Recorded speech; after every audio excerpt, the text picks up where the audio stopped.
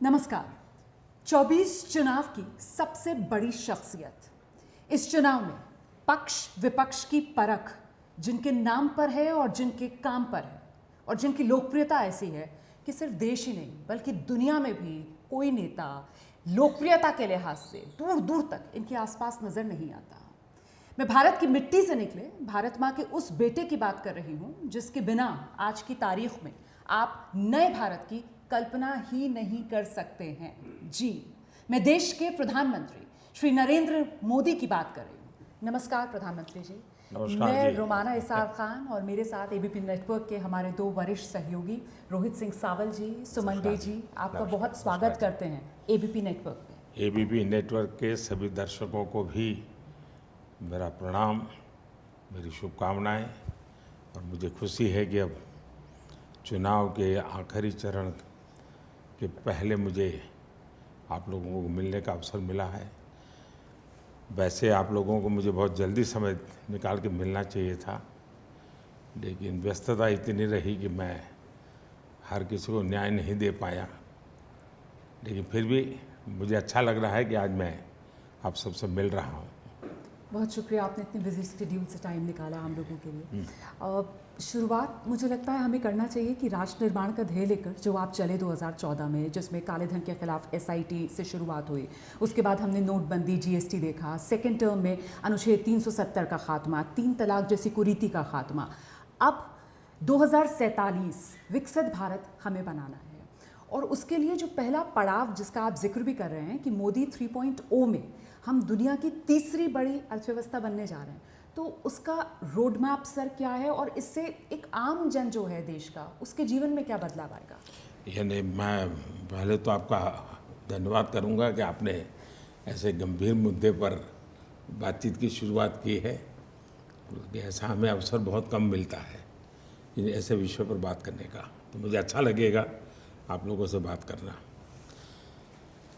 हम 3 पर जाने से पहले 5 पर जाएं। देश की इकोनॉमी जब 11 पर थी, उस पर से हम 5 पर आए। 11 से 5 अपने आप में बहुत बड़ा जंप होता है। और उसके कारण देश में क्या हुआ, जैसे पहले कितने किलोमीटर रोड बन पाता था, अब कितना बन पाता है। पहले गरीबों के घर कितने बनते थे, अब कितने बन पाए हैं। पहले गरीबों को कितना अनाज मिलता था, आज कितने गरीबों को कितने में अनाज मिलता है। पहले गरीबों को हेल्थ के लिए क्या सुविधा मिलती थी, आज कितने मिलते हैं। पहले कितने मेडिकल कॉलेज थे, आज कितने मेडिकल कॉलेज हैं। पहले एक दिन में कितने कॉलेज बनती होगी, आज एक दिन में कितनी कॉलेज बनती। यानी ऐसे किसी भी पैरामीटर से देखिए। परिवार का भी आपने स्वभाव देख लिया होगा कि अगर परिवार में एक व्यक्ति कमाता है तो उस आय को कैसे उपयोग करना, फैमिली अपना बजट बनाता है। लेकिन 2 कमाना शुरू कर दें तो उसी तारीख से उनके बजट का रूप बदल जाता है। फिर लगता है यार ऐसा करो कि अच्छा टीवी ले आएंगे, चलो भी घर में अब अच्छा करें, अच्छा बच्चों के लिए अच्छा कपड़े ले, क्यों, आपके पास पैसा आया है। तो जब इकोनॉमी का कद बढ़ता है तो आपके पास विपुलता होती है, आप प्रायोरिटी तय करते हैं, आप उनको अच्छी तरह बांट सकते हैं। इकोनॉमी 11 से 5 जाती है तो कद बढ़ता है, 5 से 3 जाती है तो एकदम से आपकी ताकत बहुत बढ़ जाती है। फिर दुनिया में पहली 3 इकोनॉमी में नाम होता है तो विश्व आपकी तरफ देखने का नज़रिया बदल जाता है, इन्वेस्टर का बदल जाता है। फाइनेंस करने वाले लोग होते हैं, वो भी बहुत ही लिबरल वे में फाइनेंस करते हैं, तो आपके बोझ कम होता जाता है। अब मान लीजिए आज मुझे याद है मैं गुजरात में था, तो गुजरात की तो एक स्थिति अलग थी, तो वो उदाहरण सारे देश में काम नहीं आ सकते। लेकिन उच्छल निजर करके एक बहुत दूर का एरिया, अब मैं तो कभी मेरी जवानी ट्राइबल की सेवा में गई हुई है तो मैं परिचित था। वहाँ से एक बार डेलीगेशन मिलने आया, बोले हमारे यहाँ रोड का कुछ कीजिए ना। मैंने क्या बात करते हो, हाँ ये बिल्कुल महाराष्ट्र से नवापुरा से सटा हुआ है। मैंने कहा क्या बात करते हो यार, मैं तुम्हारे यहाँ स्कूटर पे आया हूँ, रोड तो है तेरे यहाँ। नहीं बोले साहब रोड तो है, हमें पेवर रोड चाहिए। मैंने कहा क्या बात करते हो, तो पेवर रोड चाहिए? नहीं बोले पेवर रोड चाहिए। कहने का मतलब कि एक जमाना था, लोग क्या मांग करते थे पॉलिटिशियन से, मेमोरेंडम देते थे, एमएलए क्या, कि भाई जब अकाल होगा, अकाल में जो लोगों के राहत के काम चलेंगे तो हमारे यहाँ जरा मिट्टी डलवा देगा था गांव के लोग। आज वो सिंगल पट्टी है तो डबल मांगते हैं, डबल है तो पेवर रोड मांगते हैं। मतलब हमें इस एस्पिरेशंस को अगर पूरा करना है तो ये बहुत काम आएगा। और रोड मैप का जहाँ तक सवाल है, 5 से 3 ये रोड मैप के बजाय देखना चाहिए 11 से 5 आने का रोड मैप 3 में कितना बढ़ेगा। 11 से 5 आना हम आ गए, 5 से 3 सबसे चैलेंजिंग होता है। यानी आपको एक स्टेज के बाद बड़ा चैलेंजिंग बनता है, बहुत चैलेंजिंग बनता है। और मेरा पक्का विश्वास है कि 10 साल में जो हमने इनिशिएटिव लिए हैं, जो ग्राउंड पर काम किया है और सरकार में एक जो विश्वास बना है, एक अपने आप में बड़ी ताकत होता है। जैसे आज चुनाव चल रहे हैं, मैं गुजरात में, मुझे मालूम है 2002 में मेरी ब्यूरोक्रेसी पूरी तरह मेरे खिलाफ थी, क्योंकि उनको लगता ही नहीं था कि मैं जीत सकता हूँ। लेकिन साथ में 70-80% को लगता था नहीं यार ये तो वापस आएंगे, तो उनका काम करने का तरीका, तो वो छुट्टी पे नहीं गए, ड्यूरिंग इलेक्शन भी काम किया। वरना जैसे आचार संहिता आई जाती है तो उनका वैकेशन शुरू हो जाता है पूरी सिस्टम का। मैं इस बार देख रहा हूँ मेरी पूरी सिस्टम काम कर रही है, कोई छुट्टियों पर नहीं गया, मैंने सबको बहुत बड़ा टास्क दिया हुआ है और वो ऐसे ही काम कर रहे हैं जैसे मैंने आज सरकार बनाई हो। इसका मतलब हुआ कि मेरी टीम बहुत ही उत्साह और उमंग से भरी हुई है, तो बहुत तेजी से मैं काम कर पाऊंगा। जी प्रधानमंत्री जी, चुनावों में हम इस वक्त एक बड़ा सवाल, भ्रष्टाचार के खिलाफ जो भी कार्रवाई देश भर में हो रही है, हर कोई उसका समर्थन कर रहा है। अभी आपने बिहार के बक्सर में एक रैली में बात कही कि तेजस्वी यादव अपनी जमानत का जुगाड़ कर लें। अरविंद केजरीवाल हैं दिल्ली के मुख्यमंत्री, इसके अलावा हम हेमंत सोरेन की बात करते हैं, ऐसे कई नाम हैं। आप इन पर कार्रवाई की बात करते हैं, लेकिन विपक्ष कह रहा है कि एक साजिश है विपक्ष को साफ करने की। क्या कहेंगे इस पर आप? Irrespective of any political party, any ideology, कितना ही बड़ा क्यों ना हो, कितना ही, लेकिन हमारे देश में हम क्या सुनते थे पिछले 20 साल के, साहब कुछ भी हो ये छोटे छोटे बेचारों को छोटी मछलियां फंसा देते, छोटी मछलियाँ, मगरमच्छ तो छूट जाते हैं। अब मैं हैरान हूँ जी, मेरे देश में पूछा जा रहा है कि आप मगरमच्छ को हाथ क्यों लगाते हो। इस देश 30 साल से ये पूछ रहा था कि मछलियों को पकड़ रहे हो, मगरमच्छ क्यों हाथ नहीं लगाते हो। तो एक्चुअली तो अगर ईडी या सीबीआई ये काम करता है तो उनका सार्वजनिक सम्मान होना चाहिए। अगर आपके गांव में भी 5 साल पुराना कोई केस सॉल्व नहीं होता हो, लेकिन कोई एक अफसर आकर कर देता है तो पूरा गांव उसको सम्मानित करता है। क्यों? कि भाई उसने सही काम किया। और दूसरा, इसमें कागजी में हो सकता है आप कोर्ट में विवाद करोगे, कैमरा के सामने नोटों के पहाड़ दिख रहे हैं भाई, इसको मना कैसे कर सकते हो। 2004 से 2014 तक 34 लाख रुपया यानी स्कूल बैग में आ जाए 34 लाख रुपीज ईडी ने जब्त किए थे। ठीक है। 2014 से 24 2200 करोड़ रुपया, 2200 करोड़ रुपया, 70 टेम्पो लगेंगे उठा के ले जाने में। अब ये देश देख रहा है, आप गाली फिर नहीं दे सकते जी, आप किसी भी हालत में गाली नहीं दे सकते हो कि गलत हुआ है। अब ये बड़े बड़े लोग अंदर है, कौन होगा कौन नहीं होगा न मुझे पता है, न मेरी सिस्टम को पता है। कागजों को पता होगा, फाइलों को पता होगा कि कौन कहाँ है, लेकिन मुझे पता हो या ना हो, जिसने पाप किया उसको पता है कि उसका नंबर लगने वाला है। मुझे पता नहीं किसका लगेगा, लेकिन जिसको जाना है उसको तो पता ही है उसका नंबर लगेगा, कि उसने पाप किया उसको मालूम है। मोदी जी, आप फ्लैशबैक पे लेकर गए तो मुझे याद आया 2014 के 22 अप्रैल पहली बार, तब आप गुजरात के मुख्यमंत्री थे, तो हम मिले।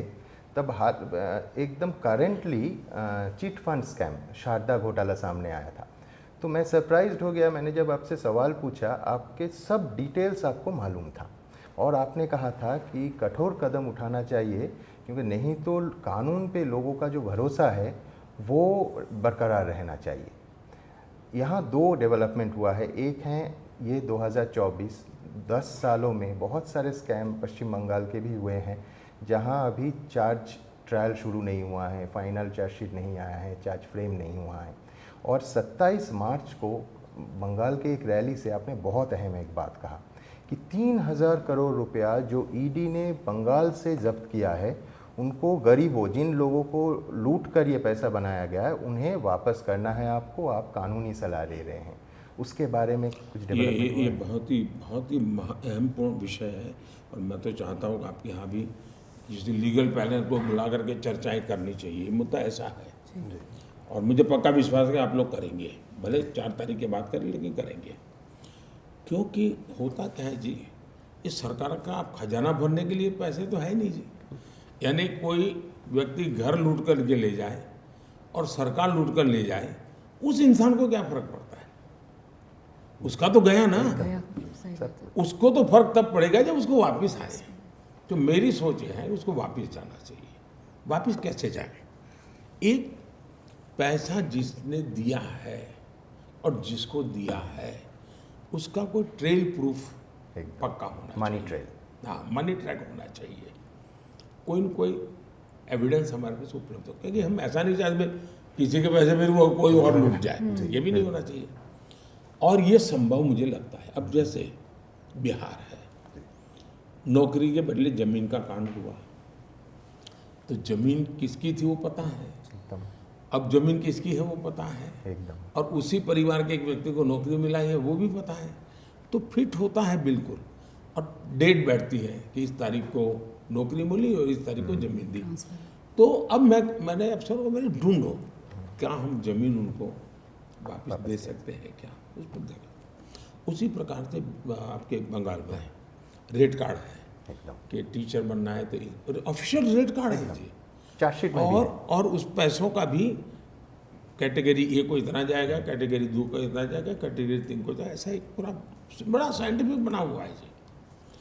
अब इससे पता चलता है कि तो मैंने मेरी पार्टी को कहा कि अब एक लीगल एडवाइजर टीम बनाओ, कोई जीन्युइनली जिसके पास सर्टिफिकेट है, योग्यता है, जिसको नौकरी मिली है वो अलग देगा, और जिसके पास कुछ नहीं है लेकिन पा लिया है उसको अलग करो। फिर सरकार अपनी सिस्टम से दे दो। तो 3000 करोड़ रुपया सरकार ने जब्त किया हुआ, और प्रॉपर्टी के हिसाब से दे तो मैं 1.25 लाख करोड़ रुपए के अटैचमेंट है, 2200 करोड़ तो कैश, 1.25 लाख करोड़ का हमने। अब जैसे केरल में वहाँ कोऑपरेटिव बैंक चलती है, ज़्यादातर कोऑपरेटिव बैंक ये लेफ्ट वाले चलाते हैं। सभी कोऑपरेटिव बैंक का बहुत बड़ा स्कैम है ये मिडिल क्लास लोगों ने बड़ी मेहनत के जमा किया हुआ पैसा है, तो पता है पैसा किसका था, बैंक डूब रही है। तो मैंने कहा भाई ये इनकी प्रॉपर्टी अटैच करो, उनकी प्रॉपर्टी अटैच की है। अब मैंने कहा उसमें से जिनका पैसा है कितना परसेंटेज दे सकते हैं, देखो सबको समान रूप से बांट करके देंगे, वो प्रक्रिया चल रही है। दूसरा, पिछले दिनों अलग अलग जो मुझे मिला उसमें से अब तक 17,000 करोड़ रुपया, 17,000 करोड़ रुपये हम ऑलरेडी दे चुके हैं अब तक।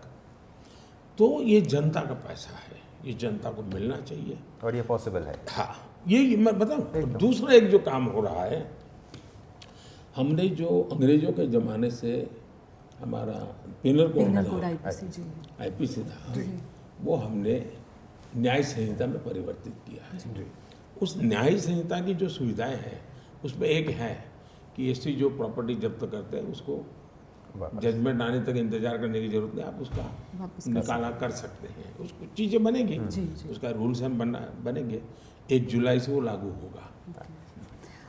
आप ये जो बात कह रहे हैं मतलब बिल्कुल इनोवेटिव सा आइडिया, और मुझे लगता है ये कहने के बाद हो सकता है जब ये इंटरव्यू चले उसके बाद मैं ट्रोल भी हूँ, लेकिन अगर ऐसा होता है तो ये भ्रष्टाचार के खिलाफ जो मुहिम है दुनिया को दिखाने वाला, ये वाकई में मोदी का मास्टर स्ट्रोक बनेगा। एक मैं देखता हूँ कि शायद आपके सवाल का मैं एक और पहलू बताना चाहूँगा, मुझे ऐसे विचार है। जी 2014, 19, 19, 24, 24, 29 है 24, 29, 14 से 19 अफसर भी हेजिटेंट से दे न दे, बताएं न बताएं, ओनरशिप कौन लेगा, हम मर जाएंगे, हमको दुश्मनी करे वगैरह।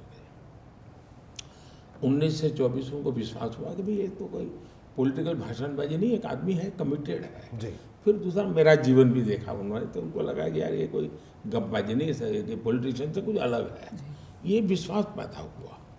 तो 19 से 24 में मुझे सिस्टम का सपोर्ट मिला। मैं देख रहा हूँ कि अब जो मैं 10 साल की मेरी तपस्या लड़ाई है, जी 24 से 29 शायद ये लड़ाई अब जनता उठा लेगी और जनता मुझे भरपूर इन्फॉर्मेशन देगी, मेरा सहयोग करेगी कि साहब देखिए उस दफ्तर में फलाने ने मेरे से ये मांगा था, उसने मेरे से मांगा था, क्योंकि उसको विश्वास बन गया है कोई रक्षक है, तो वो मुझे बताएंगे। तो एक प्रकार से अभी मास मूवमेंट बनेगी। 24 to 29 फिर कोई गाली गलौज नहीं करेगा, भ्रष्टाचार के खिलाफ कोई भी मांगेगा कि ठहरो भाई मैं आपकी फ़ोटो निकाल दूँ, जैसे मैंने अभी एक सुझाव दिया जी कि भी आप ट्रेन में टिकट चेकर टिकट बिना टिकट लोगों को पकड़ता है, लेकिन कुछ लोग ऐसे होंगे जो बार बार पकड़े जाएंगे, तो जो 10 बार से ज़्यादा बार बिना टिकट पकड़ा जाए उसकी फ़ोटो वहाँ प्लेटफॉर्म पर लगा कि ये सज्जन इस तारीख को पकड़े गए, इस तारीख को पकड़े गए। मैंने कहा देश देखेगा क्या? तो वो बगल में बैठा हुआ, अच्छा ये बिना टिकट वाला आया है, वही चक्कर को बुलाएगा, यार वो आ गया है। Habitual offender. बिल्कुल ये होने वाला है जी, मैं ये देख रहा हूँ जी। और उसमें अगर मीडिया मेरी मदद करे तो एक बहुत बड़ा जन आंदोलन खड़ा हो, क्रांति आ जाएगी। सही बात है सर। सवाल मेरा ये है कि आपने इतने चुनाव लड़े, अब 4 जून बिल्कुल नतीजों का दिन सामने ही है। अच्छा, हम लोगों का रिजल्ट आता था स्कूल में जब पढ़ते थे तो साहब बड़ी नर्वसनेस होती थी। अच्छा, अभी भी नौकरी में हैं हम सभी, जिस दिन पता होता है कि आज चिट्ठी बंटने वाली है अप्रेजल की, उस दिन भी सुबह से धुकधुकी सी होती है। आप तो खुद ही बताते हैं कैसे नर्वस नहीं होना है, लेकिन मैं बस ये जानना चाहती हूँ कि रिजल्ट वाले दिन आपका क्या मतलब शैली रहती है, दिनचर्या रहती है सुबह में? जी जी। मैं वैसे कोई मैं नहीं मानता हूँ लोगों का इंटरेस्ट हो गया, लेकिन मैं बताता हूँ। एक मैं पता नहीं क्यों मैं एक्स्ट्रा कॉन्शियस रहता हूँ उस दिन, उन चीज़ों से दूर रहने के लिए। नंबर्स वगैरह नहीं देख रहे होते हैं टेलीविजन इसलिए पे? मैं कहता हूँ कि मैं एक तो मेरा जो उस दिन का मेरा जो रेगुलर मेरा ध्यान वगैरह होता है उसको थोड़ा टाइम ज़्यादा बढ़ाता हूँ मैं। दूसरा, उस दिन मेरे कमरे में किसी को एंट्री नहीं होती है। अच्छा। उस दिन किसी को मुझे फ़ोन देने की, चुनाव का समय है, किसी और काम की बात है तो अलग बात है, अलाउ नहीं होता है। अब घटना बताता हूँ मैं 2002 की। मैं 2001 में मुख्यमंत्री बना, 2002 में चुनाव था और लिंग दो यहाँ इलेक्शन कमीशन थे, वो भी मुझे बहुत परेशान कर रहे थे, भांति भांति की मुसीबतें मेरे लिए खड़ी की थी। तो लोग मानते थे साहब आपके लिए जीतना मुश्किल है, पर क्या जो होगा सो होगा। मैं अपने कमरे में था, मैंने ना क्योंकि मुख्यमंत्री था तो मेरे पास रहने के लिए जगह थी, तो मैंने फ़ोन उठाया नहीं। अब कोई 1-1:30 बजा होगा, मेरे घर के बाहर ही ढोल बजने लगे। तो फिर मैंने नीचे से जिसको बुलाया तो वो बेचारा चिट्ठी लेके आया कि साहब सब पार्टी के वर्कर बाहर आए हैं और आपको बधाई देना चाहते हैं। तो फिर मैंने 1-1:30 बजे पहली बार जाना कि क्या रिजल्ट आया है। तब तक मैंने नहीं जाना, तब तक 2/3 मेजोरिटी करीब क्लियर हो चुकी थी। तो फिर मैंने नीचे कहा कैसा करो भाई, एक अच्छी माला मंगवा लो और मिठाई मंगवाओ, क्योंकि मैं पहले केशव पटेल के घर जाऊंगा जी मैं उनको माला पहनाऊंगा, उनको मुंह मीठा करूंगा, उसके बाद मैं चुनाव की। तो मैं उस दिन केशव के घर गया 1:30-2 बजे, उनको माला पहनाई, उनको मिठाई खिलाई, तब जाकर के मैंने उसका सेलिब्रेशन किया। तब तक मैंने नहीं किया। अभी भी मैं एग्जिट पोल आता है तो उस दिन भी मैं अपने आप को दूर रखता हूँ। जिस दिन रिजल्ट आता है उस दिन भी करीब करीब एकदम से क्लियर हो जाओ करीब 1:30-2 बजे तक तो मैं ज़्यादा उसमें अपने आप को उलझाता नहीं। तो मैं एक प्रकार से विरक्त भाव से अपना समय मेरे भीतर खोया हुआ मैं बिताता हूँ। यानी आप नतीजों का इंतजार करते हैं, रुझानों पर ध्यान नहीं देते। मैं न रुझान पे ध्यान देता हूँ न नतीजों पे ध्यान देता हूँ। मैं एक मिशन के लिए मरने वाला इंसान हूँ। तो 30 तारीख शाम तक मेरा काम है, मैं करता रहूँगा। मेरी पार्टी ने मुझे कहा है, उसके बाद मेरा कुछ नहीं होता है जी, हो गया, मैंने काम कर लिया। माँ फलेषु कदाचन, गीता में जैसे बोले। प्रधानमंत्री जी, आजकल आपको तानाशाह कहा जा रहा है। मौत के सौदागर से ये शब्दावली की शुरुआत हुई। इस डिक्शनरी को अगर देखूं, मैं इसे पॉलिटिकल डिक्शनरी कहूंगा, इसमें सैकड़ों शब्द जुड़ते गए, मुझे ठीक से याद है। लेकिन नरेंद्र मोदी इसको किस तरह से देखते हैं? इग्नोर करते हैं, तकलीफ होती है, क्या कहेंगे इस पर आप? मुझे लगता है ये जो तानाशाह बिरादरी होगी ना, वो सबसे ज़्यादा दुखी होती होगी। उनको लगता है कि तानाशाह का इतना डिवेल्यूशन हो गया है, इतना अपमान हो रहा है। इतना डिग्रेडेशन हो गया। ऐसा कैसा तानाशाह जो तानाशाह की गालियाँ सुनता है फिर भी कुछ बोलता नहीं है। तो जो एक्चुअल तानाशाह हो गया ना, उनको लगता है हमारा मार्केट डाउन हो रहा है जी। तो मुझे ऐसा लगता है। देखिए, मैं हमेशा कहता हूँ और ये मैं मानता हूँ, मैं ये कोई मेरे पॉलिटिकल वर्जन नहीं है, ये नामदार है, हम कामदार हैं। और इसलिए हमारे नसीब में गाली गलौज अपमान लिखा हुआ है जी। और ये बात मैं कोई राजनीति मानने की बात कह रहा हूँ, ऐसा नहीं। मैं बचपन से इसी जिंदगी गुजार करके आया हूँ जी। सामान्य जीवन में भी हमने अपमान बहुत सहन किए हैं बचपन में, क्योंकि हम ऐसी जिंदगी से मैं निकला हूँ कि जिसकी कोई कल्पना नहीं कर सकता। तो मुझे लगता है हम मान के चलते भाई, हम सहन कर लेंगे जी। ये हम उसी से पले बड़े हैं। तो इसके कारण एक प्रकार से मन हमारा, कोई हमारी तारीफ करे तो उस दिन आश्चर्य होता है, अरे यार कुछ सचमुच में गाली दे तो मुझे आश्चर्य नहीं होता, क्योंकि बचपन से यही सुना है कि बड़े लोग जो होते हैं, जो नामदार होते हैं, वो हम लोगों को ऐसा ही करते हैं जी। मैं कप प्लेट धोता था जी, तो कभी किसी को मैंने ऐसा, जो मेरे छोटी सी दुकान में चाय पीने वाला, वो कप प्लेट वो भी डांट देता था मुझे, कैसा कैसा है वैसा क्या है। चाय भी अगर ठंडी हो तो भी थप्पड़ मार देता था कि ऐसी ठंडी चाय क्या लायक है। उस समय तो शायद 1 रुपया भी कीमत नहीं थी चाय की। तो बचपन में हम सह करके आए हैं जी। तो ये चीज़ें हमें ज़्यादा शिकायत ही नहीं है, परमात्मा ने शायद यही व्यवस्था मेरे लिए लिखी हुई है। प्रधानमंत्री जी, आप और आपके पार्टी एकदम शुरू से ओबीसी के अंदर मुसलमानों को आरक्षण देने के मामले में आपका स्टैंड बड़ा साफ है कि आप इसका खिलाफ हैं, और सारे इस चुनावी दौर में भी रैलीज़ में आपने इसका जिक्र किया है। इसी समय में कोलकाता हाई कोर्ट ने एक महत्वपूर्ण वर्डिक्ट आया कोलकाता हाई कोर्ट में कि 2010 साल के बाद जितने भी बंगाल में ओबीसी सर्टिफिकेट इश्यूज़ किया गया, सबको खारिज कर दिया गया। उसी दिन मुख्यमंत्री ममता बनर्जी का रिएक्शन आया कि ये वर्डिक्ट बीजेपी का वर्डिक्ट है और हम इसे नहीं मानेंगे। तो mister prime minister, what's your reaction on this? देखिए, इसके अलग अलग पहलू हैं।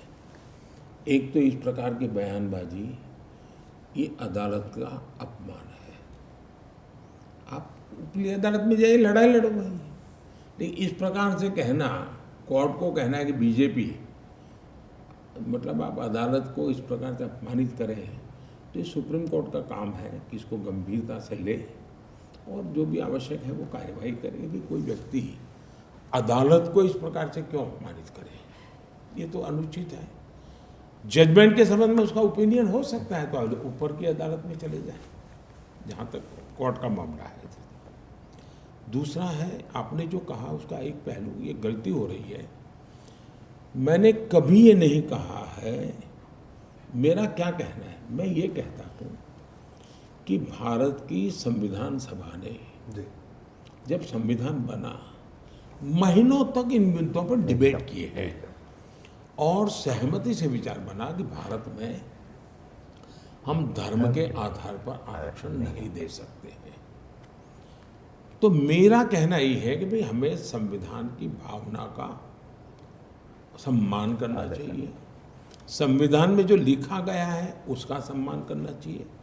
और बाबा साहब आम्बेडकर हो, डॉक्टर राजेंद्र बाबू हो, चाहे पंडित नेहरू हो, इन लोगों ने सब ने कहा है कि हमारे देश में धर्म के आधार पर आरक्षण नहीं होना चाहिए।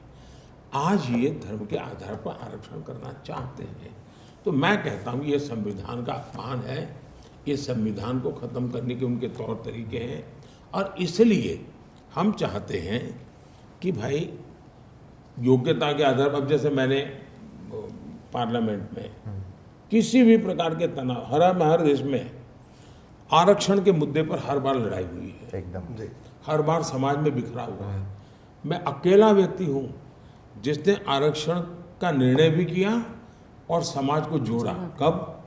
मैंने जो लोग इस कैटेगरी में नहीं आते, SC ST OBC में, ऐसा जो समुदाय है जी जिसको आप कहे बनिया, ब्राह्मण, उच्च वर्ण जिसको कहा जाता था, जो सामान्य वर्ग के लोग जिसको कहें, उनमें भी गरीबी तो है। बिल्कुल। आरक्षण उनको भी मिले तो शायद उनकी ज़िंदगी बन जाए। तो मैंने सोचा कि 10% आरक्षण सामान्य वर्ग के गरीबों को देना, तो सामान्य वर्ग के गरीबों का मैंने 10% आरक्षण किया है। आर्थिक स्थिति को मद्देनजर उस सामान्य वर्ग में हाँ जो अन्य बेनिफिट नहीं लेते हैं, SC ST OBC उसके बाहर का, उसमें मुसलमान भी है, कोई भी हो सकता है। उसमें मुसलमान भी है, जी उसमें हिंदू भी है, इसमें ईसाई भी है, इसमें जैन भी है, इसमें बौद्ध भी है, पारसी भी है। कोई तनाव नहीं हुआ इस देश में। क्यों? मैंने धर्म के आधार पर आरक्षण नहीं किया था, मैंने सामान्य वर्ग के गरीब लोगों के लिए आरक्षण किया। उसकी एक आर्थिक स्थिति की समय मर्यादा तय की और इस देश ने बहुत ही प्यार से स्वीकार किया। इवन दलित समाज ने भी स्वीकार किया, आदिवासी समाज स्वीकार किया, OBC समाज ने स्वीकार किया और सामान्य समाज ने भी स्वीकार किया। तो सोशल हार्मनी भी बनी रही और जिसके साथ जिसका हैंड होल्डिंग की जरूरत थी वो भी हुआ। तो मैं धर्म के आधार पर आरक्षण, हम एक बार धर्म के आधार पर देश को बांट चुके हैं, अभी भी हम धर्म के आधार पर निर्णय करते जाएंगे तो देश का क्या होगा? हम ये तनाव क्यों पैदा करते हैं? जस्ट आपकी वोट बैंक पॉलिटिक्स के लिए। और इन्होंने सबसे बड़ा काम किया, वो धोखा किया OBC समाज के साथ। TMC ने क्या किया? 77 कम्युनिटीज को रातों रात OBC बना दिया। कोई प्रक्रिया की बिना, बिना सर्वे किए। हाँ, कोई प्रक्रिया नहीं की उसके लिए। बिल्कुल एडमिनिस्ट्रेटिव फैसला लिया उन्होंने। एस्टैब्लिश नॉर्म्स हैं। उन्होंने 77 कम्युनिटीज को OBC बना दिया। अब OBC का इतना, मान लीजिए इतना एक केक है आपका, जी अब नए 77 कम्युनिटी आई तो केक का आधे जो उधर, तो उन लोगों के साथ आपने अन्याय किया। क्यों? क्योंकि आपकी वोट बैंक को दे। कर्नाटका में क्या किया? इन्होंने रातों रात सभी मुसलमानों को OBC घोषित कर दिया। मतलब जो OBC के लिए आरक्षण का बल था उसका बड़ा हिस्सा रातों रात आपने लूट लिया। तो उसका मतलब ये हुआ कि जो संविधान प्रेरित बातें हुई थी, जो संसद में चर्चा करके तय हुई थी, आप बैकडोर एंट्री से जिसको मिला है उसे लूट रहे हो और जो लेने के हकदार है नहीं उसकी कोई जांच पड़ताल किए बिना बांटते चले जा रहा हो। हमारा विरोध मुसलमान से नहीं है, हमारा विरोध ईसाई से नहीं है, हमारा विरोध पारसी से नहीं है, हमारा विरोध जैन से नहीं है, हमारा विरोध बौद्ध से नहीं है, हमारा विरोध सिख से नहीं है।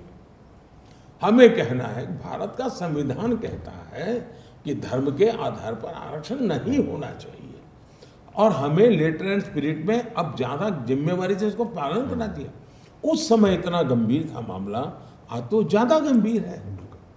प्रधानमंत्री जी, आपने जो भी बात कही कि साहब धर्म के आधार पर बंटवारा और उसका दर्द ये देश झेल चुका है, बावजूद इसके चुनाव दर चुनाव धर्म की एंट्री हो जाती है, अब वोट जिहाद आ जाता है, मुसलमान आ जाता है, चुनाव बीत जाता है, लेकिन वो जो समाज का ताना बाना सा है, बंधुत्व वाला, भाईचारे वाला, उसको वो थोड़ा कमज़ोर सा करता जाता है। मैं सिर्फ सवाल आपसे ये पूछना चाहती हूँ कि इन विषयों पर कभी चुनाव की गहमा गहमी से दूर अगर आप बैठकर विचार करते हैं तो इस देश के मुसलमान को लेकर आपको दया ज़्यादा आती है कि इसको हर बार वोट बैंक के नाम पर लॉलीपॉप पकड़ाई जाती है और ये धोखे में खुश हो जाता है, आपको गुस्सा आता है कि इसको हर बार वोट बैंक के नाम पर धोखा दिया जाता है और ये फिर भी सह रहा है धोखे को? मैं आपको मेरा अनुभव बताता हूँ। मैं उस दिन बहुत चौंक गया था जिस दिन देश के एक प्रधानमंत्री ने लाल किले से कहा। हमारे यहाँ पहले प्रधानमंत्रियों के लाल किले से बोलने की स्टाइल थी, हिंदू, सिख, ईसाई ऐसा बोलते थे, वर्णन करते थे। मैं हैरान हो जाता था, ये सबका अलग आइडेंटिफिकेशन किसको एड्रेस कर रहे हो तुम? क्या देश का प्रधानमंत्री ये नहीं कहता मेरे प्यारे देशवासियों? मैं गुजरात में था तो मैंने शुरू किया 5 करोड़ मेरे गुजराती, मैंने टर्मिनोलॉजी शुरू की, धीरे धीरे सबको करनी पड़ी ताकि कोई इधर उधर भटके ना। सब मेरे हैं, सही बात है। उनको भी फील होगा हम गुजरात का भला करने के लिए हम गुजरात के नागरिक हैं। ये बात और मेरे यहाँ भी मैं 140 करोड़ मेरे देशवासी बोलता हूँ। शुरू में आया तब 120 करोड़ देशवासी बोलता था। हमने अपनी भाषा टर्मिनोलॉजी में एकता की तरफ जोड़ना चाहिए। आपने देखा होगा मैंने सरदार वल्लभ भाई पटेल का स्टैच्यू बनाया है और मैं तो चाहूँगा कि आपके एबीपी की कोई बड़ी मीटिंग वहीं करनी चाहिए आप लोगों ने। जी देखेंगे ये दुनिया का सबसे बड़ा है वो तो एक बात है, लेकिन उसमें नाम रखा स्टैच्यू ऑफ यूनिटी। क्यों? तो सरदार साहब के साथ देश की एकता का मुद्दा जुड़ा हुआ है और मैं मानता हूँ कि एकता ये भाव निरंतर चलता रहे। अभी मेरी सरकार ने एक योजना बनाई इस बजट में, 50 साल के लिए विदाउट इंटरेस्ट स्टेट को हम पैसे देते हैं ताकि आप अगर कोई डेवलप करें। उसमें एक मेरी योजना ये, अगर आप हर राज्य के कैपिटल में एकता मॉल बनाते हैं, एकता मॉल के पीछे मेरी कल्पना ये, उस एकता मॉल में हिंदुस्तान के हर राज्य की हर चीज़ अवेलेबल होनी चाहिए। यानी मुझे लखनऊ के एकता मॉल में गया और मुझे केरल की चीज़ चाहिए तो वहाँ मिल जाएगी। एकता का भाव बनना चाहिए। हम विघटन का भाव बना रहे हैं। जहाँ तक आपने जो चिंता व्यक्त की, ये चिंता सही है। वोट जिहाद, कोई मदरसा से निकला हुआ कोई मौलवी बोल देता तो अभी भी मानते चलो भाई उसकी शिक्षा दीक्षा से। एक हाईली क्वालिफाइड फैमिली से वोट जिहाद की बात निकलती है तब चिंता बढ़ जाती है, कि ये गलत रास्ते पे जा रहा है। ये ऐसा होना नहीं चाहिए। कोई छोटे मोटे लोग इधर उधर बोलने वाले कहीं पर भी मिल जाएंगे तो मैं उनके लिए शिकायत नहीं करता। और शाही परिवार के निकट परिवार, हाईली क्वालिफाइड फैमिली, उसने ये रास्ता अपनाना ये चिंताजनक है। तीसरी बात है, मैं अपना गुजरात का एक अनुभव बताता हूँ। अहमदाबाद में एक मार्केट है माणिक चौक में, बड़ा इंटरेस्टिंग मार्केट है। कोई इतनी भीड़ रहती है, आप साइकिल नहीं चला सकते, साइकिल हाथ में लेकर के नहीं जा सकते। पैदल भी चलना है तो आपको पार करते करते 15-20 मिनट लग जाएगी। और वो सारा का सारा व्यापारी मुसलमान है और सारा का सारा खरीदार हिंदू है। यानी 100% व्यापारी मुसलमान, 100% खरीदार हिंदू। बड़ा यूनिक सा है। तो मैंने 30-40 लड़कों को ट्रेन किया। मैंने कहा तुम लोग 3 दिन लगातार इस मार्केट में घूमते रहो और इनको जरा चिढ़ाते रहो, सब व्यापारियों को। ऐसे टेढ़े मेढ़े सवाल पूछो, खरीद करने जाओ, क्यों चाचा दिवाली कैसी है? तो जवाब क्या आते थे? है अरे भाई बहुत अच्छी दिवाली। फिर चिढ़ाओ जरा, अरे ये राक्षस बैठा है और तुम्हारी दिवाली ठीक है, मोदी बैठा है यहाँ, तुम क्या बात करते हो? मोदी के खिलाफ मत बोलो, इसकी माँ को पता चलेगा ना मुझे हमको खाना नहीं मिलेगा। तो बोले क्यों? बोले ये मेरा लड़का कभी दुकान नहीं आता था, ये मोदी है ना, बोले रेगुलर दुकान आता है।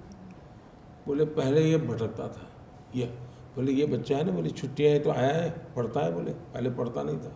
तो सब तो उसकी माँ इतनी खुश है मोदी पर। ये मेरा 2002 की दिवाली का अनुभव है जी।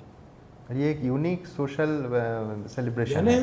जो मुसलमान समाज जी, मैं तो उसी बस्ती में बड़ा हूँ, मेरे घर के अगल बगल में पसमंदा समाज के ही सब लोग हैं जी, जहाँ में मेरा जन्म हुआ। इतने अच्छे सब, उनके पास हाथ में इतनी अच्छा बढ़िया स्किल है जी। हम इसको ताकत दें, देश का भला होगा। हम ही उनको गलत रास्ते पे ले जा रहे हैं हमारी राजनीति करने के लिए। उनको उनके नसीब पर छोड़ दें तो ज़्यादा अच्छा करेंगे। ये जो उनके ठेकेदार बने हुए हैं ना, अब मुझे बताइए इतनी पॉलिटिकल पार्टियां हैं, किसने मुस्लिम लीडर पैदा किया मुझे बताइए।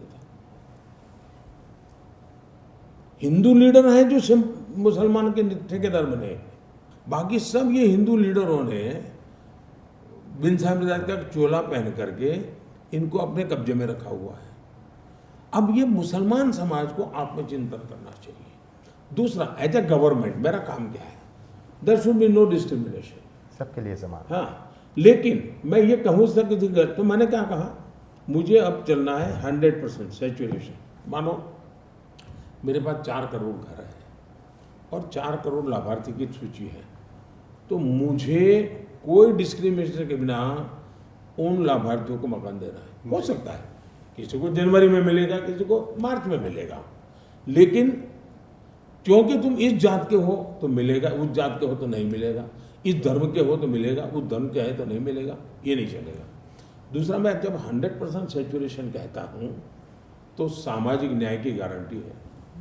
मैं जब 100% सैचुरेशन कहता हूँ तो सेकुलरिज्म की गारंटी है।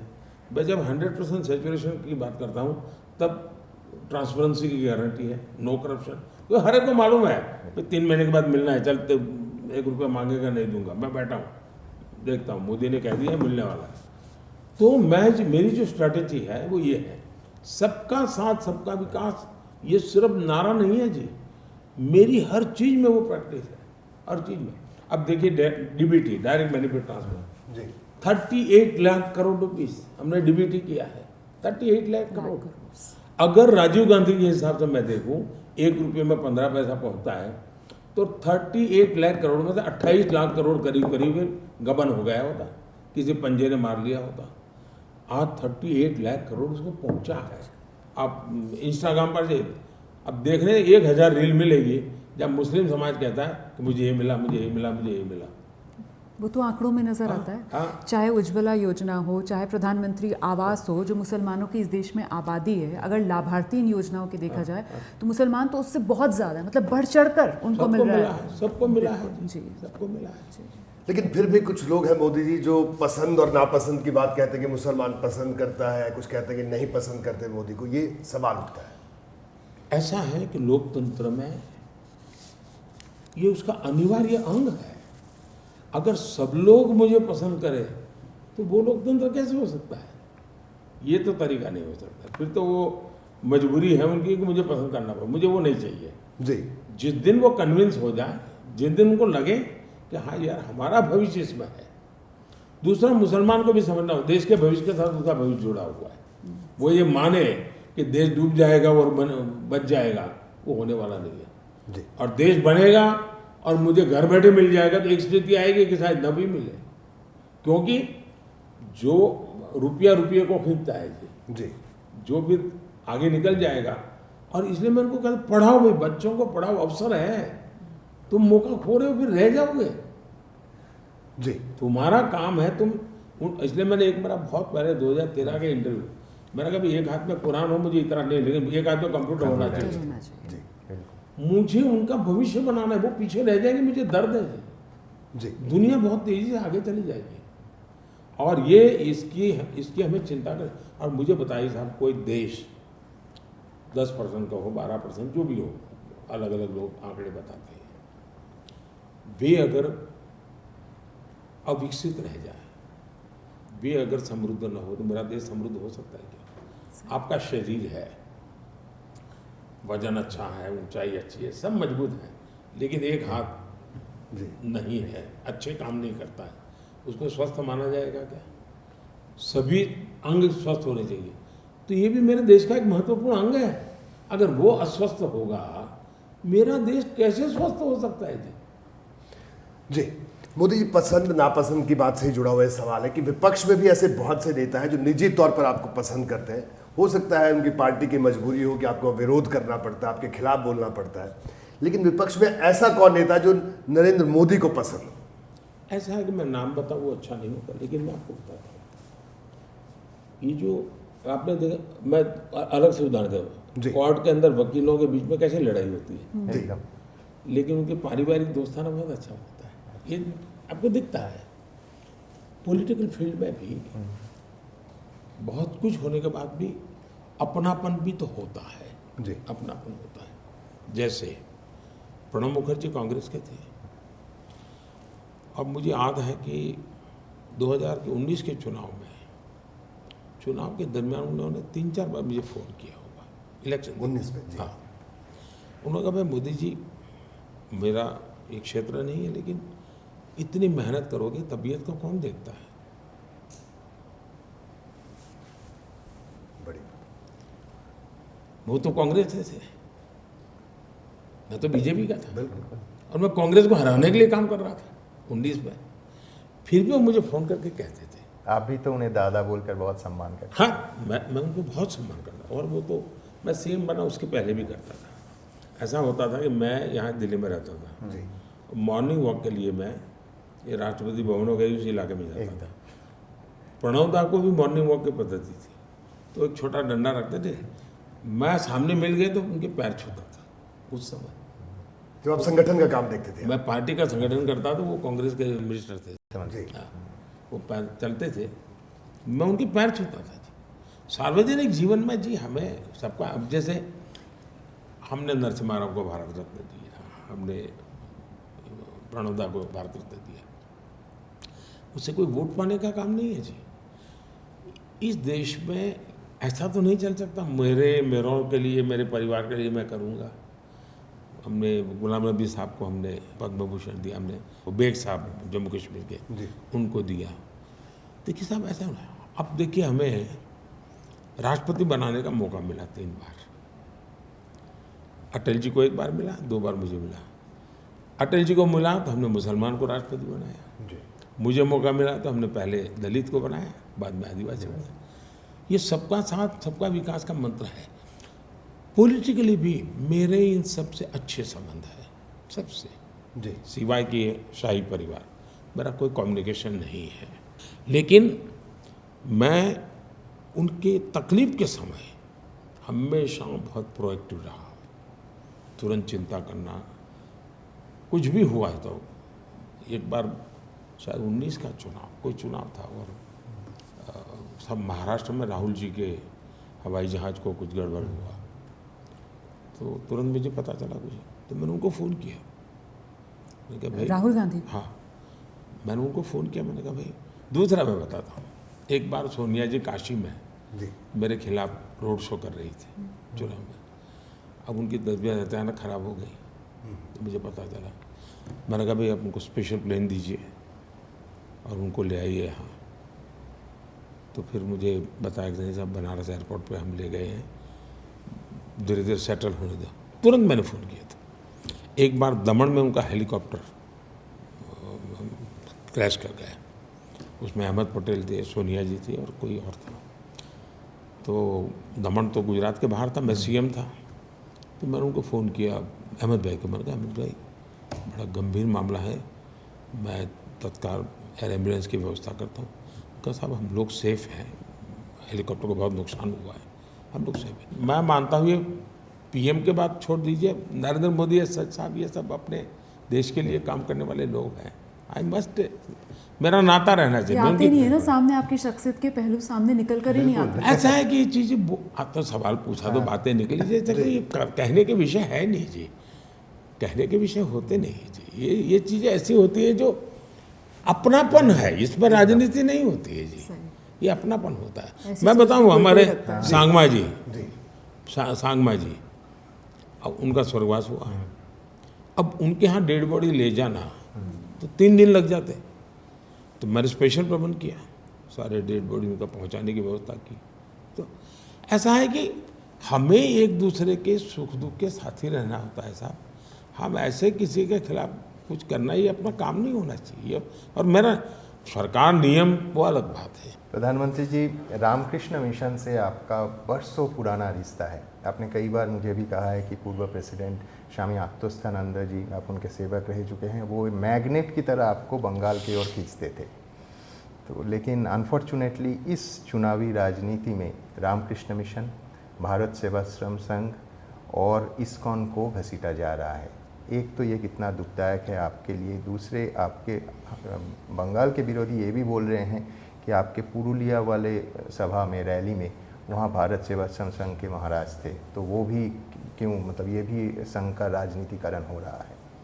पहली बात ये है कि जहाँ तक मेरा जीवन का सवाल है, मेरे जीवन में बंगाल की बहुत बड़ी भूमिका है। क्योंकि मैं घर छोड़ा तब मेरे दिमाग में और कुछ नहीं था। विवेकानंद जी थे, बंगाल था, रामकृष्ण मिशन थे, और मेरा पहली जो मेरी भेंट हुई स्वामी आत्मस्थानंद जी से हुई। तब उनकी आयु भी बहुत छोटी थी, मैं तो बच्चा था। तो मुझे उन्होंने निराश नहीं किया, कई दिनों तक मैं वहाँ रहा रामकृष्ण मिशन में। उन्होंने मुझे काफ़ी मदद और जीवन भर मेरी मदद की। उन्होंने मुझे बहुत गाइड किया। और क्योंकि मैं जब निकला तब कहाँ जा रहा हूँ मुझे मालूम नहीं था, और कौन मिलेगा, कैसे बात होगी। लेकिन ये एक प्रकार से जो एक मेरी नई दुनिया की शुरुआत की एंट्री पॉइंट यही था। उन्होंने मेरी काफ़ी मदद की और जीवन भर वो करते रहे।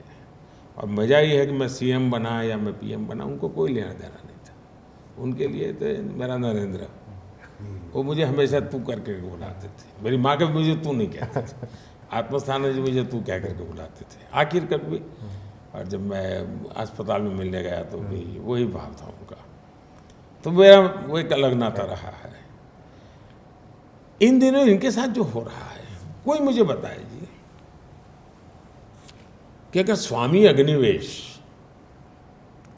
आपकी चुनाव सभाओं में संबोधित करे तो आपको कोई प्रॉब्लम नहीं। लेकिन ये आप मुझे बताइए, क्या ममता जी कलकत्ता की गलियों में ये सभी साधु महात्माओं को लेकर के जुलूस नहीं निकाले हैं क्या?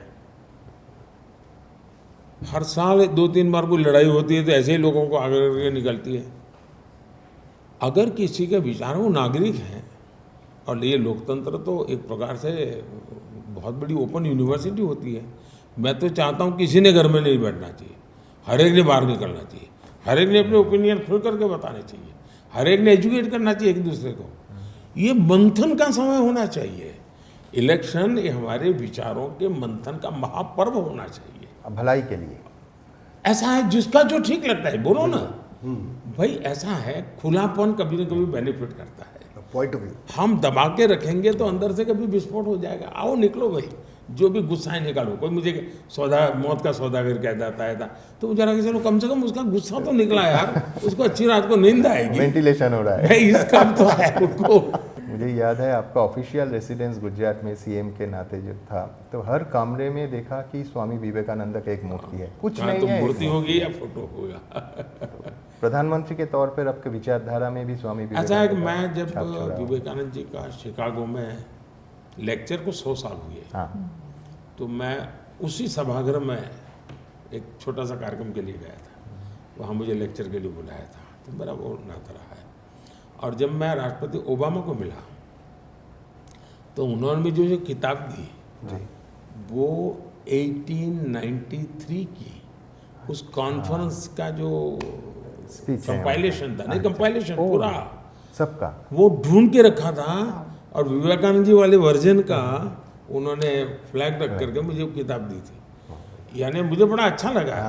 उसी प्रकार से मैं जब जर्मनी गया तो जर्मनी चांसलर उन्होंने परमहंस जी की, रामकृष्ण देव जी की अच्छी बहुत पुरानी चीज़ निकाल करके रखी थी। वो मुझे ओरिजिनल किताब दी उन्होंने। इसका मतलब अगर आप उस मन विचार से हैं तो दुनिया में भी इसका प्रभाव होता है। प्रधानमंत्री जी बिहार की अभी बात कर रहे थे, फिर हम विदेश चले गए, लेकिन मैं ज़रा बड़े खुशनुमा से माहौल में लेकर चलती हूँ आपको जम्मू कश्मीर। चुनावी हार जीत से अलग, वहाँ से जो कश्मीर के लोगों के उत्साह वाले आंकड़े मतदान प्रतिशत के तौर पर सामने आ रहे हैं, इससे आपको क्या ऐसा लगता है कि अनुच्छेद 370 ख़त्म करने का जो आपका फैसला था, ऐतिहासिक फैसला, वो कश्मीरियत की कसौटी पर इस बार खरा उतर रहा है? आपको मैं बताता हूँ जी, कश्मीर का मेरा नाता बहुत पुराना है। मैं संगठन का काम करता था, मैं हर इलाके में पब्लिक ट्रांसपोर्ट में ट्रैवल करता था। बहुत परिवारों में मेरा नाता रहा है। अब ये तो ये 80s-90s के कालखंड की मैं बात कर रहा हूँ। फिर मैं एक एकता यात्रा लेके चला था कन्याकुमारी से कश्मीर, तो एक बड़ा हाईलाइट था जी। मैं पुट्टपट्टी जाता था साईं बाबा के पास, तो वहाँ 5-6 कश्मीरी मुसलमानों की छोटी छोटी जगह थी। तो मेरा अड्डा था वो, मैं वहाँ बैठता था। क्यों? तो मैं उनसे समझता था वहाँ के हर कोई, वो तो माल बेचने आते थे, वो सीजन के बाद चले जाते थे। तो मैंने ऐसा अपना नाता, इन सब से मेरा अनुभव बना था। फिर जब मैं यहाँ प्रधानमंत्री बना तो बड़ा टर्निंग पॉइंट आया। टर्निंग पॉइंट ये आया कि वहाँ एक बाढ़ आई। तो जिस दिन आई बाढ़, मैं उसी दिन वहाँ चला गया। अब इस देश में ऐसे प्रधानमंत्री की किसी को कल्पना ही नहीं कि ऐसे आ जाए। तो बाढ़ आई थी श्रीनगर में, मुख्यमंत्री कहीं और था, अफसर कोई अवेलेबल नहीं था। तो मैं तो चल पड़ा, तो उस इलाके में गया जहाँ आतंकवादियों की भारी चलती, और मैं ऐसे ही पानी में बिक करके चल रहा था। फिर मैं वापस आया तो एयरपोर्ट, तब तक ये लोग 6-8 घंटे के बाद आए सब। जी। एयरपोर्ट पे मीटिंग की तो इनको कुछ पता ही नहीं था। वो लोग अपने मुसीबत, और बड़ी भारी बाढ़ थी, अपनी मुसीबत में जी रहे थे। मैंने वहाँ 1000 करोड़ रुपीस देने का घोषणा की। फिर मैं वापस आया। फिर मैंने तय किया कि मैं दिवाली वहाँ बिताऊंगा। अब दिवाली वहाँ बताऊँ मतलब ये था कि मैं मेरी दिवाली छोड़ करके उनके दुख में शरीक होने गया। मीडिया ने क्या चलाया कि ईद के दिन जाते तो मतलब था, दिवाली की छोड़ के मैं जाते हो क्या मतलब, विवाद वो उस दिशा में ले गए। तो मैं फिर वहाँ करीब 40 के डेलीगेशन को मिला। सबके सब मुझे कहते थे, साहब हम अकेले आपको मिलना चाहेंगे, कोई होना नहीं चाहिए। मैं कहा ठीक है। फिर सब कहते थे साहब आपको जो मदद करनी है करिए, नहीं करनी है तो मत करिए, लेकिन ये स्टेट गवर्नमेंट के माध्यम से मत करना। अच्छा, हमें डायरेक्ट कुछ कर सकते हैं तो करना, वरना मत करना। बोले हमें कुछ नहीं चाहिए। तब मैं समझ गया कि यहाँ तो ये सरकार के साथ किसी का लेना देना ही नहीं है। इनके बाद मैंने एक के बाद एक कदम उठाया। आप हैरान हो जाएंगे जी, जम्मू कश्मीर बैंक, इसका जो टर्न अराउंड हुआ है ना, वो अपने आप में एक बहुत बड़ा केस स्टडी है। जम्मू कश्मीर बैंक को लुटेरों ने लूट लिया था, माफ़ करना मुझे। आज जम्मू कश्मीर का शेयर कैपिटल इतना बढ़ गया, इतनी कॉन्फिडेंस बढ़ गया, जम्मू कश्मीर बैंक बहुत बढ़िया बन गया, प्रॉफिट मेकिंग बैंक बन गया। हमें किसी का बुरा करना होता नहीं, क्यों करते? ऐसी कई चीज़ें। अब वहाँ बात तो पहुँचती है ना। कोविड के समय मैं स्पेशल केयर करता था कि भाई ये ठंडा प्रदेश है, उनका ही करता नहीं, हिमाचल का भी करता था, उत्तराखंड का करता था। दूसरा मेरा आग्रह था कि जो टूरिस्ट डेस्टिनेशन है वो कोरोना से जल्दी बाहर आ जाए, गोवा, कश्मीर, हिमाचल, क्योंकि रोजी रोटी शुरू हो जाए। तो मैंने पहले वैक्सीनेशन वहाँ किया था जी। आपने देखा, गोवा, हिमाचल एंड जम्मू कश्मीर। यानी ये कोई बारीकी से देखता नहीं चाहिए कि भाई कोई आदमी दिमाग इतना खपा करके एक चीज़ कर रहा है। इन सारी बातों का परिणाम है कि आज चुनाव में परिणाम आए, और मुझे खुशी है कि कश्मीर के लोगों ने कश्मीर के लिए मतदान किया है जी, और देश के लिए मतदान किया। ठीक, हम तो वहाँ कैंडिडेट भी नहीं थे, लेकिन 60% वोटिंग होना मतलब मेरे संविधान को उन्होंने माथे पर लेकर के वो नाच रहे हैं। मैं इसका अर्थ ये निकालता हूँ, मेरे देश के तिरंगे झंडे का सम्मान करें। आज लाल चौक में जाइए, एक ज़माना था मुझे लाल चौक में तिरंगा झंडा चलाने के लिए भगाया, और उस दिन मेरा बयान था, मैंने कहा हिंदुस्तान का तिरंगा चढ़ता है, जब फहरता है तो हिंदुस्तान की तोपें गरजती हैं।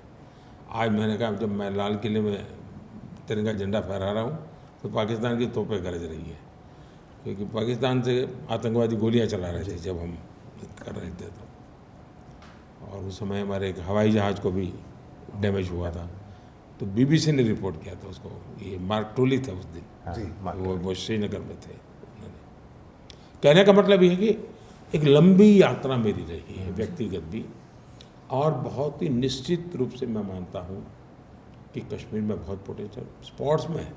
एक बच्ची, शायद कभी आप लोग उसको आजकल का है मुझे मालूम नहीं, वो पत्थर मारती थी।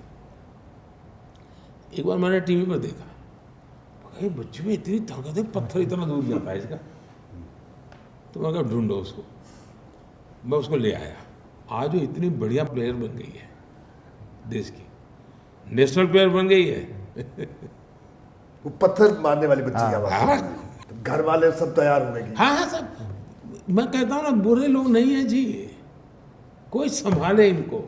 माहौल तो ऐसा बनाया जाता है कि तो इंटरेक्ट ही नहीं करना चाहते दिल्ली ऐसा से। है जी, किसी को पता ही नहीं वहाँ क्या है जी, वो एक बम फूटा वही न्यूज बन जाती है, बाकी 50 काम की पता चर्चा नहीं होती जी।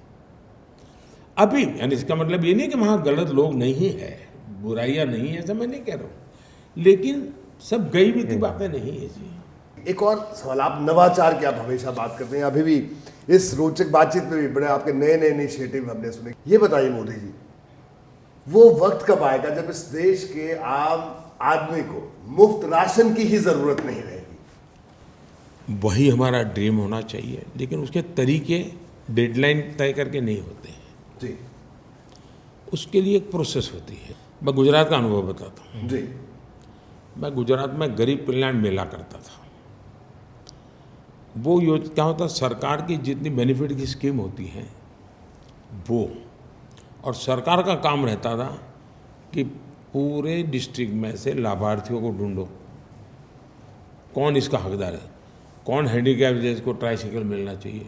कागज़ पर काम नहीं चल गया, मुझे लास्ट माइल डिलीवरी मेरी विशेषता है, तो उनको घर घर जाना पड़ता था, 3 महीने तक सर्वे करना पड़ता था, फिर हर एक को लेकर के आओ, और साथ में एक और लगती को लाने की छूट, जी और एक 20-25 मंच बनाता था हर बेनिफिट के, भी ये इस बेनिफिट का ये मंच, इस बेनिफिट का ये मंच, उनके कलर कोड रहता था अच्छा, पास का, तो उस प्रकार से फिर वो बड़ा करीब 1-1 लाख लोग होते थे, एक डिस्ट्रिक्ट में 1-1 लाख लोग। लेकिन वहाँ एक विशेषता होती थी मेरी, उसके पहले मैं डिस्ट्रिक्ट के स्कूलों में कंपटीशन करता था कि आपको एक नुक्कड़ नाटक लिखना है, जी और उसका विषय रहता है अब मुझे गरीब नहीं रहना है, अब मुझे गरीब नहीं रहना है, एस्पिरेशन। ये थीम।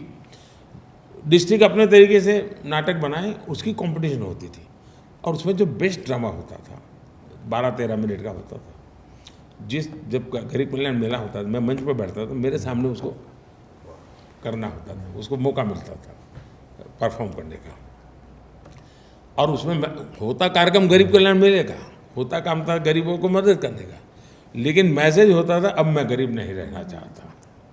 फिर 5-6 लोग भाषण के लिए मैं अलाउ करता था, जो अपना बीपीएल कार्ड लेकर के आते थे, जी और वो वहाँ अपना भाषण करते थे, और फिर बीपीएल कार्ड सरेंडर करते थे कि अब मुझे गरीब नहीं रहना है।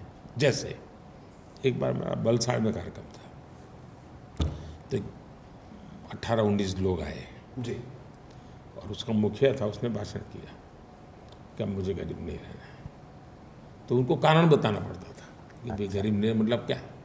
तो उसने कहा कि हम लोग गांव में हैं, आदिवासी लड़के थे, तो बोले वो भजन कीर्तन भगत की तरह वो बजाते थे। जी तो बोले सरकार के अफसर आए, उसने कहा कि तुम इतना अच्छा बजाते हो तो तुम्हें ट्रेनिंग करें। तो बोले हम लोगों को और चीज़ें उन्होंने सिखाई, ले गए हमको।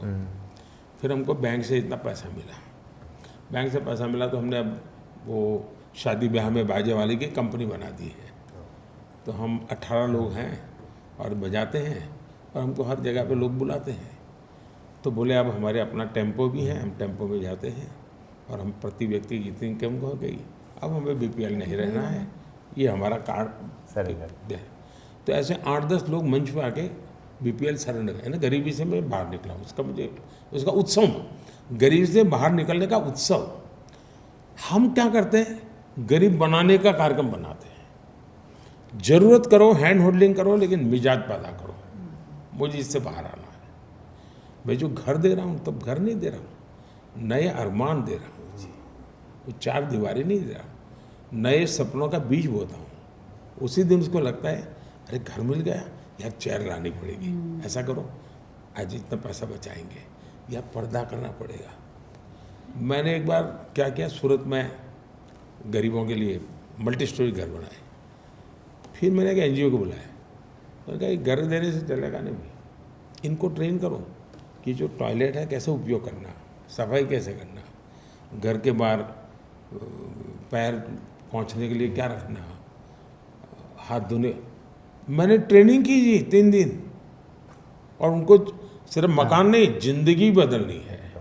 तो मैं ऐसी छोटी छोटी चीज़ें करते करते निकला हुआ इंसान हूँ। और इससे मुझे लगता है आज 25 करोड़ लोग गरीबी से बाहर आए, ऐसे नहीं आए जी। लेकिन मैं उनको थप्पा मैं नहीं मारना चाहता। वो कहेंगे साहब अब निकल गए। जैसे मैंने एक दिन लाल किले से कहा कि जिसको ज़रूरत नहीं है वो गैस की सब्सिडी क्यों लेते हो जी। इस देश में 1.25 करोड़ लोग, मुझे गैस सब्सिडी सरेंडर कर दीजिए। हम देश के लोगों पर भरोसा करें जी, उनको मोटिवेट करें, उनके सामर्थ्य को हम जगाएं, हमें परिणाम मिलता है जी। और मैं मानता हूं कि जो आप चिंता कर रहे हैं कि कब बंद होगा, बंद करना ही नहीं पड़ेगा, ऊपर से वो दान देना शुरू करेगा। जैसा मुझे इतने साल मैंने खाया है, मैं अब देश के लिए करना चाहता हूँ। प्रधानमंत्री जी, जिंदगी बदलने का बात है तो औद्योगिक विकास का बात होना चाहिए, और ख़ास करके बंगाल में अगर औद्योगिक विकास की बात करें तो सिंगूर का मामला सामने आ जाएगा। ममता बनर्जी के आंदोलन से टाटाज ने जब सिंगूर छोड़ी तो सीधा आपने सानंद में उनका स्वागत कर लिया। आपके मुख्यमंत्री रहने के समय में वाइब्रेंट गुजरात नाम का एक यूनिक सम्मेलन आपने शुरू किया है, जिसका मॉडल पूरे देश में विभिन्न राज्य में फॉलो किया जाता है। अगर कभी बंगाल में आपके पार्टी सत्ता पे आए तो एक औद्योगिक विकास के लिए आपका ब्लूप्रिंट क्या है, और दूसरा इससे जुड़ा हुआ कि युवाओं की नौकरी के लिए आपका क्या प्लान्स है? एक तो बंगाल इस देश का नेतृत्व करता था, आर्थिक रूप से, सामाजिक रूप से, सामाजिक सुधार, कोई भी क्षेत्र लीजिए, हिंदुस्तान का 200 साल का इतिहास निकालिए, हर जगह पे बंगाल नजर आएगा जी। इसका मतलब भरपूर पोटेंशियल से भरा पड़ा हुआ है, सामर्थ्य की कोई कमी नहीं है, संसाधनों की कोई कमी नहीं है, सही नेतृत्व का अभाव है जी। अगर सही नेतृत्व मतलब I am not talking about only political leadership, जीवन के हर क्षेत्र में। अब मुझे बताइए जी, फुटबॉल की दुनिया में हर बंगाली के डीएनए में है फुटबॉल, लेकिन मेरा देश मेडल लेके नहीं आता है। अगर मैंने ठीक से उसके पीछे ध्यान दिया होता तो मेरा बंगाल का फुटबॉल पूरी दुनिया में वो नंबर 1 पे होता। मतलब है एकदम, वो किसी ने ध्यान देना चाहिए था, ट्रेनिंग नहीं है। हाँ, इन्हें केयर करनी होती, लीडरशिप देनी पड़ती, किसी को करना होता है। एग्रीकल्चर में क्या नहीं है साहब, कोई मुझे बताए बांग्लादेश के जूट से मेरा जूट वीक क्यों है? बांग्लादेश जूट में क्यों आ गया है? रेडीमेड गारमेंट, बंगाल में क्या कमी है जी? रेडीमेड गारमेंट बांग्लादेश से मेरा आगे जाता है नहीं जाता? नेचुरल रिसोर्सेज क्या नहीं है जी? बंगाल में इतनी संभाल, लेकिन मोदी वाइब्रेंट गुजरात करता था, ऐसा मैं इवेंट कर लूँ, इससे बात बनती नहीं जी। मुझे याद है जी, मुझे 6 महीने मेहनत करनी पड़ती थी जी। मुझे प्रोफाइल तैयार करता था कि भाई यहाँ ज़मीन मिलेगी, यहाँ पर बिजली ऐसे मिलेगी, यहाँ पानी ऐसे मिलेगा, यहाँ पर लाइसेंस ऐसे मिलेगा, ये काम करने के लिए ये आदमी आपके जिम्मे लगेगा। ये सारा करते थे तब जाके इन्वेस्टमेंट आता है जी। वरना गुजरात क्या है?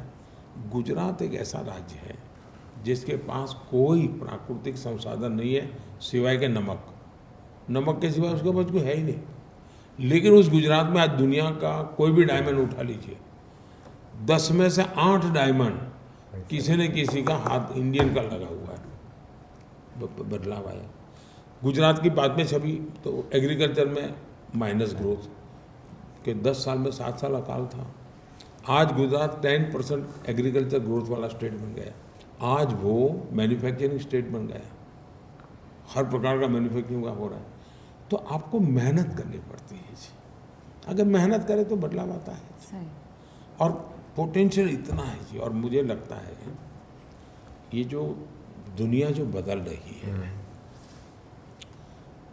फ्यूचर एशिया का है, तो साउथ ईस्ट एशिया इलाका जो है उसके सबसे बड़े कैपिटल कौन से? साउथ ईस्ट एशिया तो कोलकाता एंड गुवाहाटी, कोलकाता एंड गुवाहाटी। हमें उस रूप में सोचना चाहिए कि हम भारत के एक शहर ऐसा नहीं है, हम साउथ ईस्ट एशिया के अंदर गेटवे एक सबसे बड़े लीडर बनेंगे आप।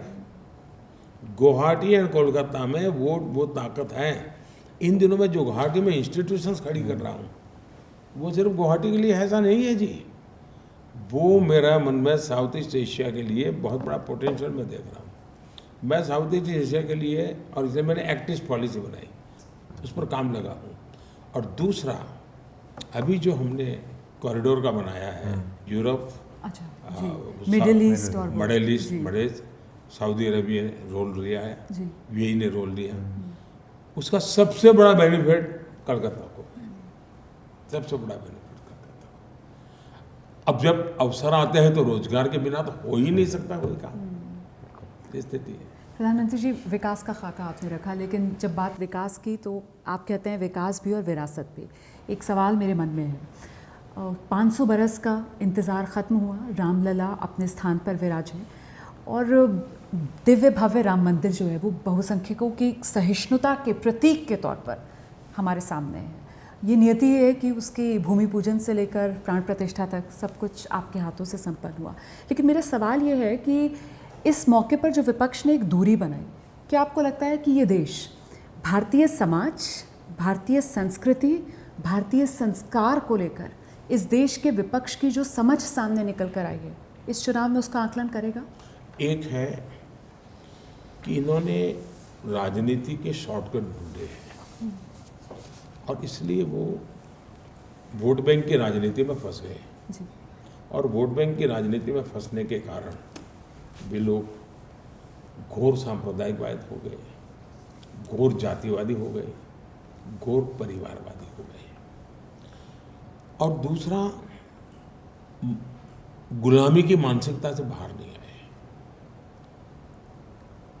वरना क्या कारण है कि 19वीं शताब्दी के कानून आज मुझे 21वीं शताब्दी में चेंज करने की नौबत आई, वो पहले होना चाहिए था जी। तो ये दुर्दशा रही।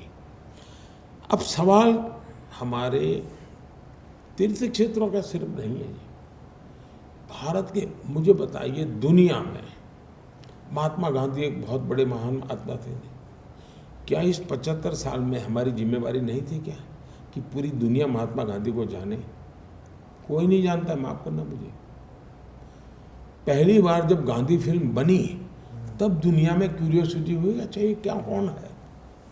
हमने नहीं किया जी।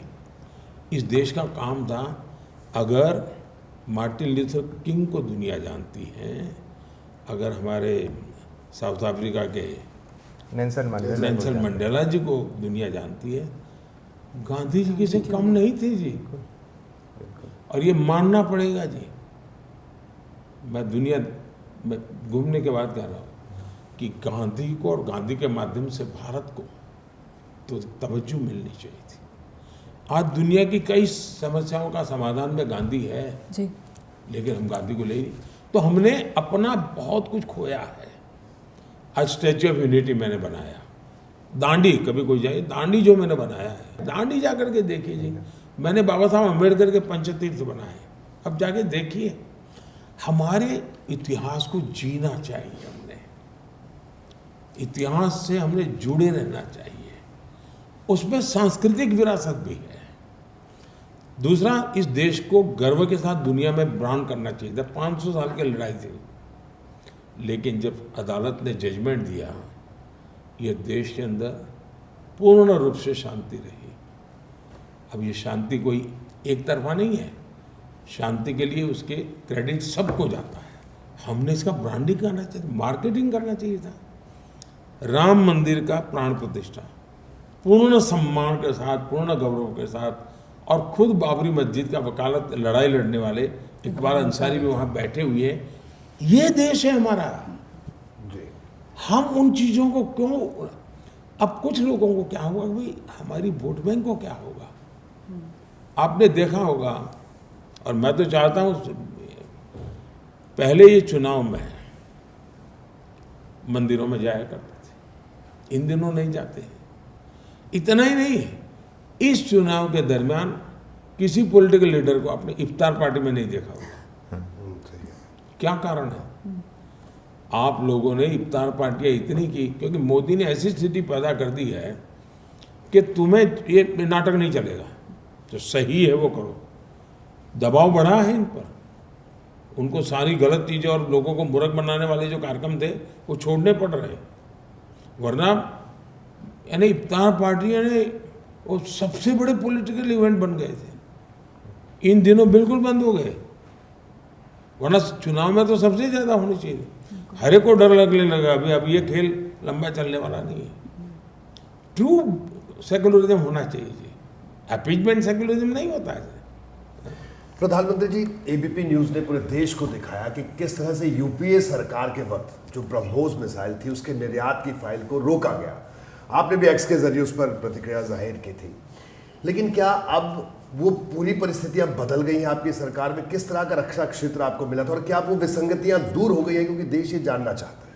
पहले तो मैं एबीपी को बधाई देता हूं कि आपने इस विषय को एक्सपोज किया जी।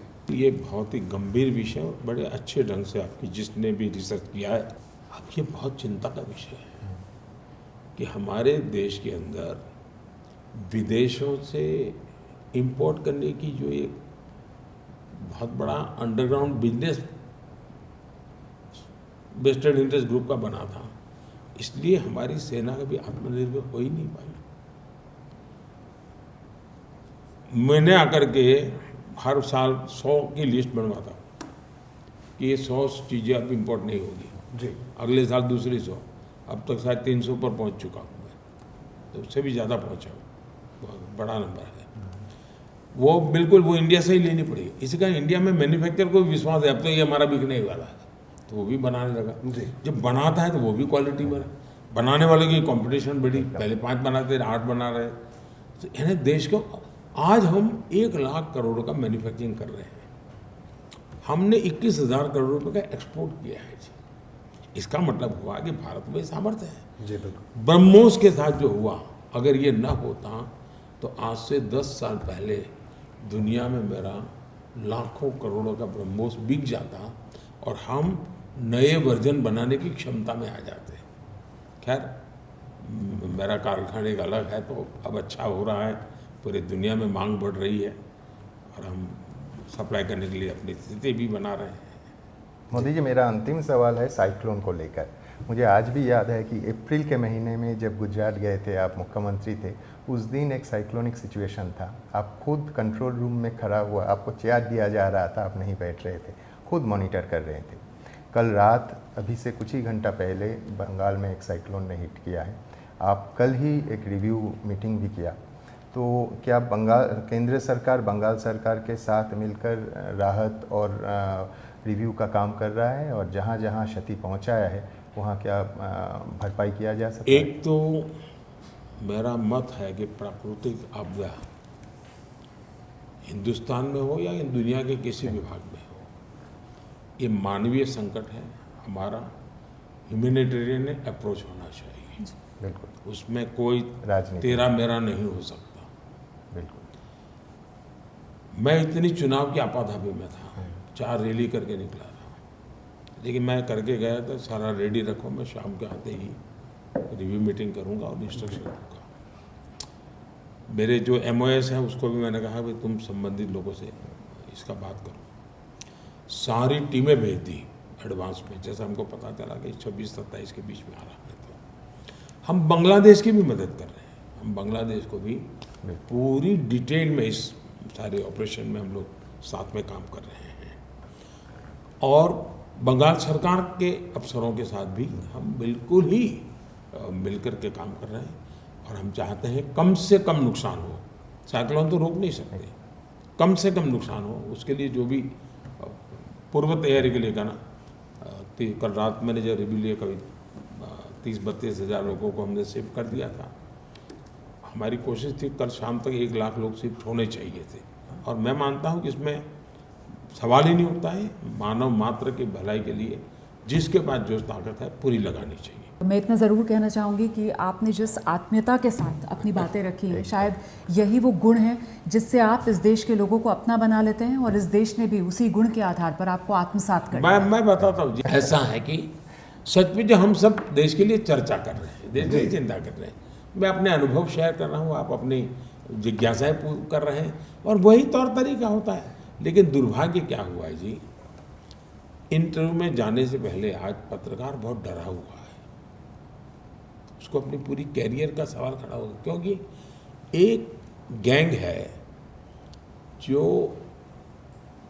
पहले से ही आपको जी कटघरे में डाल देती है कि आप तो मैच फिक्सिंग करेंगे, आप तो फलाना करेंगे, आप तो ठिकाना करेंगे, और इसलिए आपको भी लगता है यार मैं अगर ये नहीं करूँगा तो मेरी तो छवि खराब हो जाएगी, इसलिए आप सवाया गालियाँ लेकर के निकल पड़ते हो। आपको भी लड़ाई लड़नी पड़ेगी।